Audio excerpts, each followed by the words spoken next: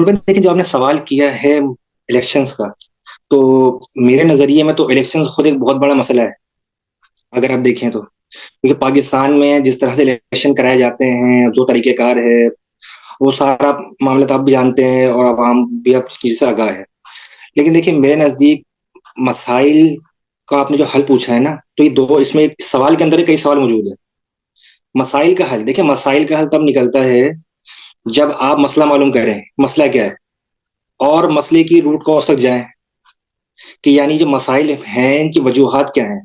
वजूहात जानकर जब तक हम जो अन वजूहात की क्या कहना चाहिए, हमें मसाइल पर गौर नहीं करेंगे कि इनकी वजूहात क्या हैं और इन्हें ठीक करने के लिए हम प्लानिंग नहीं करेंगे, तो आप इलेक्शंस करवाएं या ना करवाएं इससे कुछ फर्क नहीं पड़ता।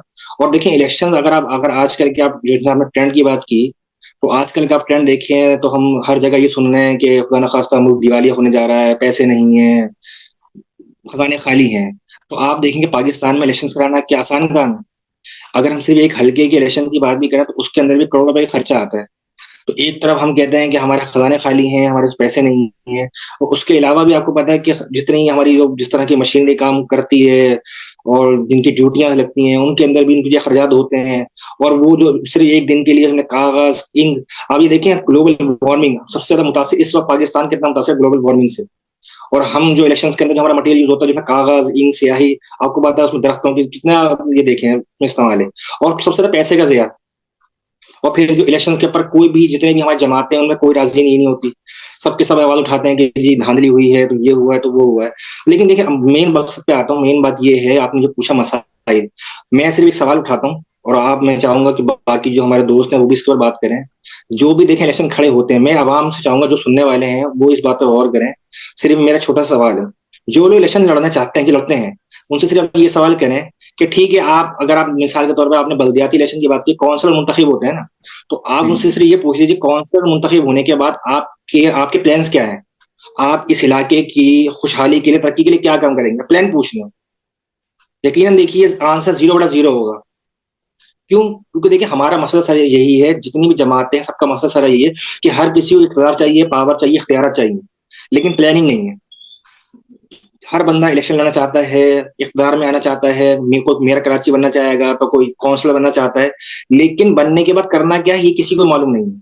तो सही आपने बात है। पूछा है कि मसाइल का हल, तो मसाइल के हल तब निकलते हैं जब मसाइल आपको पता हो। मसाइल पता हो और आपको ये पता हो कि इन मसाइल की वजूहात क्या है और उन मसाइल को दूर कैसे करना है। ये आप नोट करें बात को, आप ये यकीन कीजिए जितने भी लोग अभी इलेक्शन में, अभी बल्दियाती इलेक्शन में जो जीते हैं, आप सिर्फ उनसे सिर्फ ये राब्ता करके, मैं चाहूंगा कि जो जिन लोगों ने जिनको वोट दिए हैं, सिर्फ उनसे सिर्फ मेरे काम तो बात की बात है ना, पहले उनसे सिर्फ ये पूछ लिया जाए कि आपके पास प्लान क्या है। अगर आप मेयर बने हैं या मेयर बनना चाहते हैं या काउंसलर बने हैं, तो आप इस इलाके के लिए क्या क्या है, आपके प्लान क्या है, आपको पता है इलाके मसाइल।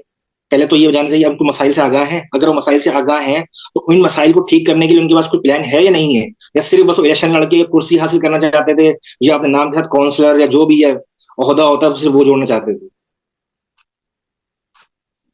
जी बहुत ही अच्छे तरीके से बिलाल भाई आपने चीज़ों को डिनोट करवाया हमें।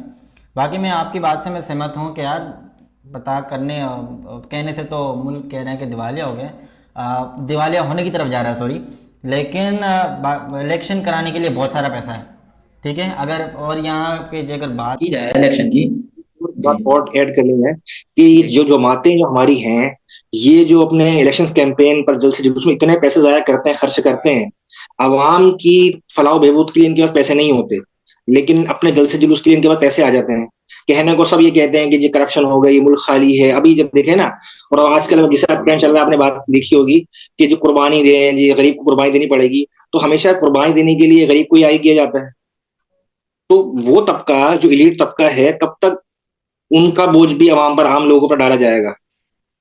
और देखिए ना, अब इलेक्शंस के लिए पैसे आ जाते हैं, इलेक्शंस कैंपेन के लिए पैसे आ जाते हैं, लेकिन जब मुल्क की बात, मुल्क की सतह पर बात आती है कोई खिदमत करने की या डोनेट करने की, तो सिर्फ गरीब ही नजर आते हैं उस वक्त भी। तो उस वक्त ये लोग कहाँ होते हैं?